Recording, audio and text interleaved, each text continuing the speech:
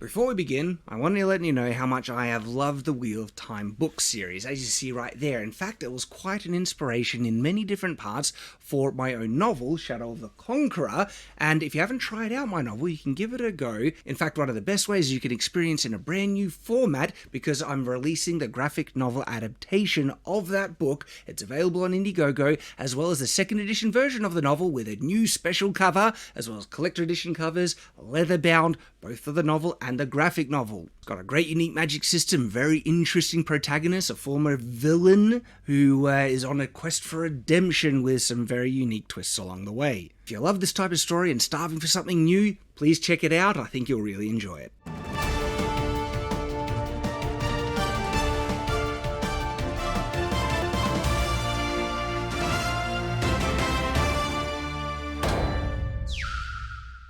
Welcome back to The Watch, and, okay, Wheel of Time.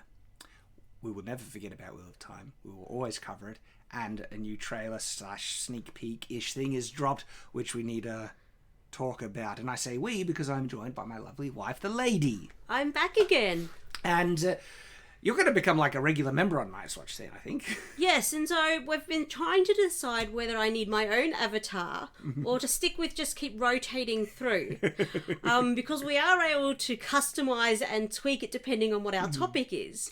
And so that's been kind of fun. Yeah, it's tricky because I kind of like that we get to showcase some really good, well-written female characters when we buy Pick It, because your avatar now is Moraine from the book! Not the show.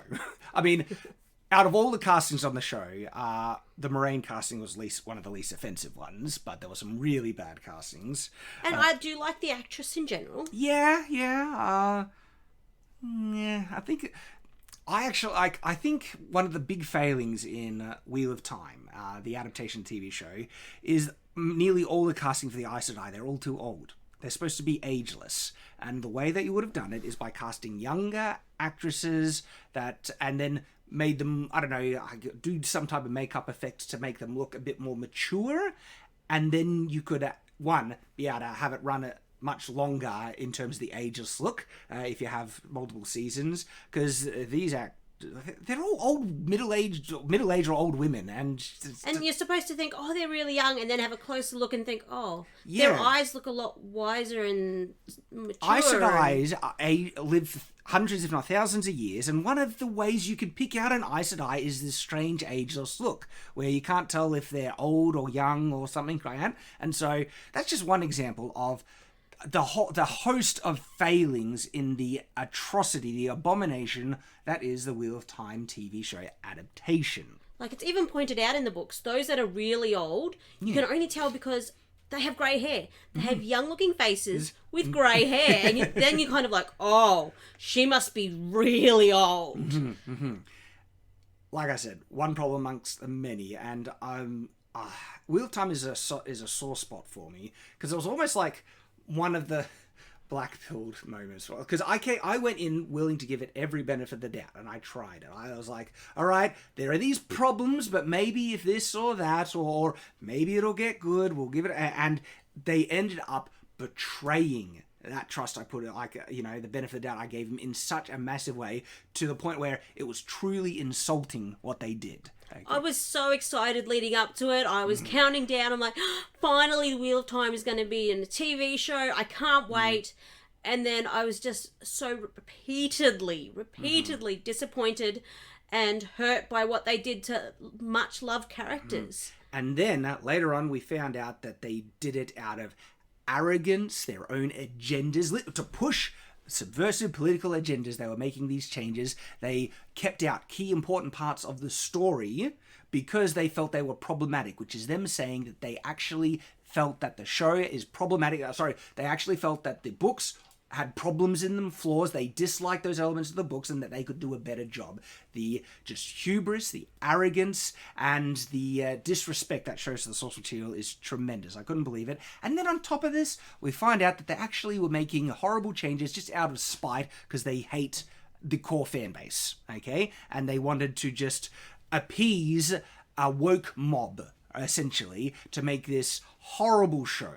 And then they were disingenuous with criticism. Like, the whole Wheel of Time TV show thing is brings up a very broken heart for me. But we won't let them get away with it because they need to be held for account. And season 2 is coming out, and we saw some of the new casting. Okay, Avianda in particular, which was again showing that they haven't learned a thing. And so it's made by Amazon, who have desecrated Lord of the Rings. Wheel of Time was like the canary in the coal mine for it, where it showed what they were willing to do to a beloved property. I think they might have already finished filming on season 2. But anyway, a sneak peek, and we're going to react to it. I have not seen it yet. My wife has. I've had a little look first, because I often like to watch it in full before it gets broken down, so I kind of know what to look out for. Yeah. But I didn't get much of a heads up for this one because it goes very fast, so we'll need to break it down slowly, I think. We will go slowly, see if there's any things to be concerned about. Oh, wow, so... This is what I mean, super slowly, because frame by frame, frame because by they frame, go through so fast. But it's just crap from season 1, and season 1 sucked, okay? So... I mean, it's so quick you'll barely see anything, but you don't want to remind us of season 1. This is all awful, so maybe we just let it keep... Is the intention to give the audience to, like, trigger epilepsy or something like that? Well, they do those try to give a warning. They had it. That's what they had at the start, that there would be problems. Because, this is all just crap and awful. It's bringing back bad memories. I can't believe they did so much. And it's like one frame at a time, literally. One frame, new image. We reviewed Wheel of Time every episode. Go watch them if you want to see what our thoughts are. It is an objectively dog crap show, okay? The first episode was probably its least offensive one, and it just gets worse and worse. I think we had one kind of okay episode, which was around about episode 4 or 5. 4 was the best. And then it just... 5 was like the worst and just goes off a cliff. And 5 particularly upset me because... it was all made-up content, and it was horribly... None of it was accurate to the book at all. They just kind of did their own thing. They said, as one of the excuses for the change they made, is that there's so much material in the book, we can't fit it all into a show, so we have to cut stuff. And then we find out that was a full-on lie, because they didn't cut stuff because they couldn't fit it in. No, they cut stuff so they could make up their own narrative and characters and stories and bullcrap for something worse. Found that so insulting, because that's when it was the face-off. Oh, you're full of crap. You're lying. You don't want to present Wheel of Time as how great it is. You want to co-opt someone else's work and write your own story in that world that fulfills your own agenda and ideology, which is such an insult to a legacy that someone else built. And so it goes. All right, we get it. My goodness. Here we go. We're gonna start it up now. Okay. Wastes, or on the hills near the wastes, I would say. We see Rand, and I already reacted because we've seen Rand. He has a shaved head now. What are they doing? I don't know. Rand, you didn't need to. This is one of those weird changes. His hair changes. was one of his defining features. Exactly. Like, why get rid of what makes him unique amongst the people around him? Is he trying to hide that is Aiel? But they all knew that he looked like there's no need for it. And if they give a reason in the show, it's going to be a bullcrap reason now, I bet. Or they just won't address it. Oh, yeah. I mean, you'll get that even if you hadn't read the show. Sorry, read the books. Bloody hand. Maybe one of the dream sequences. Maybe it looks like a bloody woman that's reaching out. Alright, so that looks like the guy we saw in the dream sequences. And they're trying to say that if these are the other Forsaken, look, he may be awaking the Forsaken. Why do they have them all hidden in hoods? The Forsaken wouldn't hide themselves under hoods. Maybe the Black Aja or Dark Friends. And there is a scene in the books where there's a meeting, and but that's way later. Like the Forsaken are such they're so arrogant and everything. They wouldn't hide themselves under hoods like this, especially when they can change their own appearance, especially in the presence of another Forsaken. And so this is just misleading. I think the context of this scene is actually, we see a Forsaken here, this guy, by the look of it, because we saw it at the end of the other thing. And so he's meeting with Dark Friends, but this teaser is trying to say, oh, we've wakened a Forsaken and these are Forsaken, but no, they're Dark Friends or Servant. People that serve. There's one Forsaken. The Seanchan. Gosh, what are they doing? What is this crap on the back with the armor? Well, they're supposed to have bug-like armor, so I guess that's what they interpreted. I felt it was the helmets that made it look bug-like. But yeah, I guess they're just trying to keep with the bug-like look, but it's a bit weird. You reckon this is at Falmer? Yeah, I'm guessing this is probably Falmer. Look, there's Uno there, the guy with the patch. Look, I don't like the armor. It looks like just schlock fantasy crap. Just generic fantasy crap. Look, we see one. Is this the Sul'dam? Because I get confused the people who control the collar and on the collar. The Sul'dam control, the Domani are the ones that are controlled. And so there's no collar. But this is weird mouth crap. That's right. And in the last episode of last season, we saw them with there the was no collar. They had a mouth thing instead. Why? Why would they make that change? I get it when there's necessary changes for adaptation, but when you make a change that doesn't improve, one, it's unneeded when you could have had the collar perfectly fine. They think it's better.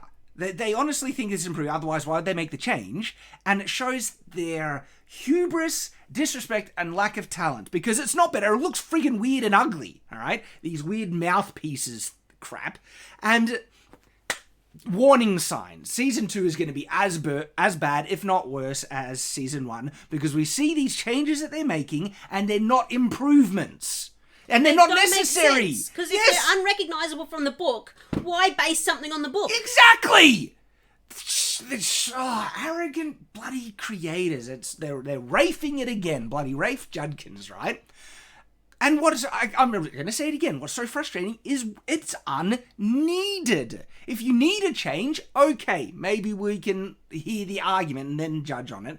But if you're making a change when it's just not needed in the first place, why? It looks like it's more uncomfortable for the actors to wear. Like a collar would have been better. And it also kind of breaks the law because you don't see, what's the chain? Because the Sul'dam are supposed to be connected to the Domani by something that's connected on their wrist and an actual link to the collar. That's what connects them. There's a physical link. And there's one later that doesn't have a chain, and that's a big deal. It's a big deal. It's a big deal that they could have one of these collars without a chain. But it looks like they don't have a chain anyway. And so that plot point is now screwed, which is par for the course with this Wheel of Time. They like screwing everything in this show because that's rafing it again. And the Sul'dam are supposed to be able to communicate with their Domani. Yes! Some of them do, some of them don't want their Domani to talk, but some of them will ask them to do things or ask them a question and they can respond. If their mouths are covered, they cannot How can they do that. talk? Freaking show. The reason my reaction is that they ruined Perrin on so many levels in Season 1. He stood there like an idiot while people were getting killed. And it did nothing. And it was the build-up. They could have easily justified him fighting in final Season 1. But then he just stands there like an idiot while Pardon Fane takes the Horn of Valir that just happened to be buried under the throne and wasn't at the well. And so I see these characters and we just remember the disservice that was done to them. And so you kind of look at them and you're like, oh my goodness, that's not the character I love. And the actor could have pulled off a Perrin. He doesn't look like a Perrin, right? Perrin should have been even bigger, bulkier, and of course have a different skin colour. And not have a beard yet. His kind of countenance could have matched a Perrin, right? You're right, he shouldn't have had a beard yet. But then they ruined that as well, okay? And so when I see this, I do not see the characters from the books. I see imposters wearing skin suits of something beloved that they are bastardizing in front of my eyes. Oh, we saw... Oh, that was Matt, was it? That was Matt. This is the new Matt. Yeah, so I didn't quite recognise him straight away, but I figured it had to be if they're going through the characters. Because I've recast him, and... I feel it's unrecoverable what they... Matt looked like he abandoned his friends, and what frustrates, again, all this crap from Season 1 is it was an unnecessary thing, okay? They had a setup in the script that would justify him not going with them. He was sick and bedridden. Just have him sick and bedridden. Not that he just decided to meet them at the going away thing. Edit him out. You could have, like, if you already filmed him meeting them at the thing, yeah, edit him out, digital effect, whatever. Cut the lines in which they acknowledge him, because they went out of their way to assassinate his character. Because they had such an easy out to just explain he's bedridden, problem solved, he was not well enough to go with them through the ways. But instead, they went out of their way to make him meet them at the ways, and as they're leaving, he betrays their friends and screws them, which is something Matt would never friggin' do! One of the things that's so iconic about him is his loyalty to his friends. He travels across the entire world because he hears the girls are in trouble, and he risks trying to infiltrate the Stone of Tear to help the girls. He might complain about helping people, but he would never not help them. Exactly. That's the unreliable narrator thing. I'm no hero, yet he acts heroic and he always helps his friends. And then they have him betray his friends in season 1. It is such an insult to the character. And so how are you going to come back from this? You're not going to. You've ruined him as a character. And Matt was one of the most likable characters. Yes, I think he's probably up there as maybe my favourite in the books. Mm-hmm. But in this, like, even Moraine saying, like, there's an evil in him or something. There's an evil in him! What? There is nothing evil about Matt, except when he was influenced by the dagger. Yes. And otherwise, but he is they said the dagger. Person. They said the dagger was drawn to him because of his evil. And this is just one layer of assassination. They also assassinate his character by making him like some moody thief jerk, right? Who was Matt had like a jovial, joking nature to him, and that doesn't exist with this version. It's not a version of Matt. It's an imposter wearing a skin suit. Okay. So anyway, we see Matt. All right. So we see one of the Seanchan leaders, and look, they're supposed to have long fingernails. Instead, they're wearing jewelry with, like, they're just supposed to have all their fingernails grown out, and that's it. But now they're wearing jewelry thing. Helmet doesn't give me Seanchan vibes at all. You? I'm a bit nonplussed about it. Like, it doesn't fit in with what I imagined, but I don't really care about it as such. And okay, so Seanchan. I can't remember if they're all supposed to be dark-skinned or some of them, because we know Tuon is dark-skinned, okay? But she's supposed to be quite unique anyway. And so I don't know. I don't actually remember. I got very Asian vibes from them, and I think there might be some lighter skins. I'll have to go back to the books and have a look. But, yeah, just wondering what they're going to do. They're going to... Because the Seanchan are not the best of people.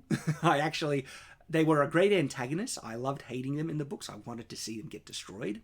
And I got dissatisfied with one of the conclusions with the wrap-up with the Seanchan, but I won't spoil anything.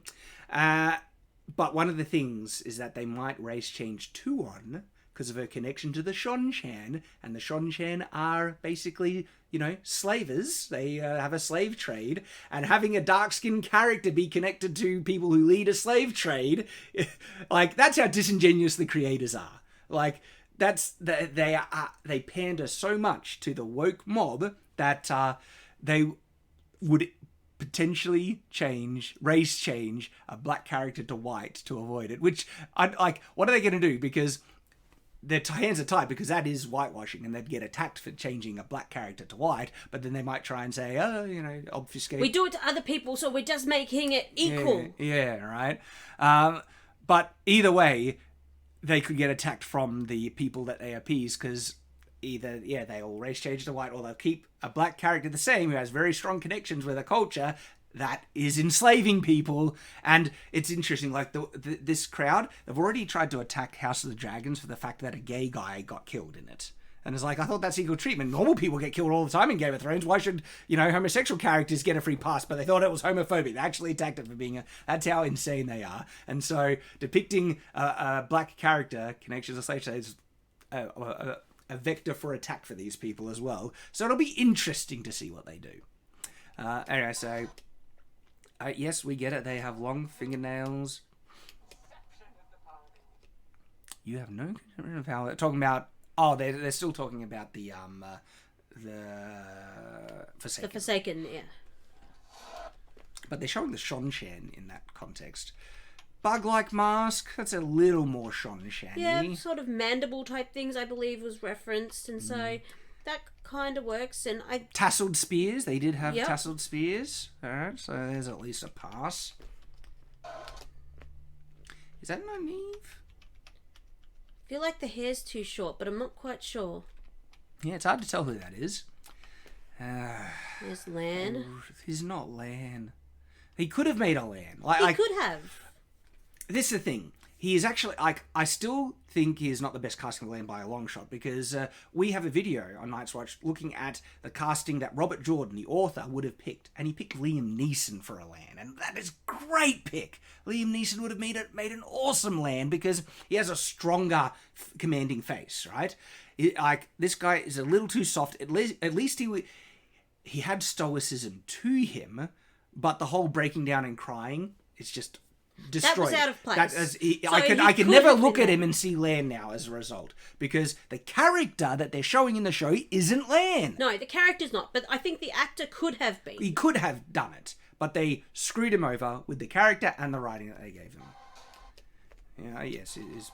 And also, I've already mentioned, his sword isn't supposed to be a katana. It's supposed to have a crossguard, but anyway. Shirtless posing, because this show is made for a certain demographic. So, alright, this is Nynaeve. Why is she sword fighting? I don't know. Like, what? She was training to That's showing her training with the waters. I bet that guy's a water behind her, because she's in the tower. Why the hell do they have her train with swords in the tower? She can friggin' use the one power! They specifically train waters to be the swords of the Aes Sedai. So I don't know why she would ever be needing a sword. She doesn't need it! She's got the one freaking power! Oh, look, she has a block and she has trouble accessing it, but her main training is to get through the block. Like, oh my goodness. This is... Like, I'm pretty sure in the books she had a knife at some stage, but that might have been it. Nynaeve was never good fighting with a sword. She's a short, weak girl. Because one of the parts why she's physically weaker is because she's short and she's a girl. So, yeah, she tries... Sometimes she punches. She punches people now and then, maybe. But she knows she's not a tough fighter. She just gives a tongue lashing, mainly. I know. She knows she's not a tough fighter. She was never a tough fighter. And she didn't need to be because she friggin' had the one power! It's dumb and stupid on multiple levels and contradicts character and everything. And, oh my goodness. I'm wondering if this is part of the whole... You know, being a woman isn't enough, that they need to act like men and she needs to be able to fight like a man. And it's so dumb in this context of this world, because women with the one power are like 1,000 times stronger than guys with swords. And they get vulnerable sometimes, which is why they need waters. And I love that the book actually acknowledges that, you know, men have a protective role still and everything. And that one scene where Lan was protecting Moraine while she was one of the doing all these only spells good scenes. was one of the scenes that showed that well, and then going and contradicting it by let's train the women to use the sword as well. This is so dumb. I can't believe that. It's not a bad sword. The sword's okay. It's actually not a crappy fantasy sword. It actually looks like a functional, realistic one. Alright, Moraine posing with a knife. This is odd. She has the power too. I don't know why is she shielded? It's so dark. I can barely even see the weapon. She's holding a little knife right there. This is okay. Out of context stuff. Seanchan. Okay, we get to see their helmets properly. Look at the mouth teeth crap that they have. That looks awful. It looks comical. It's like a Joker mask now. What the hell is that? Only way to stop all this suffering. So, Egwene there. Egwene. Okay. New mats.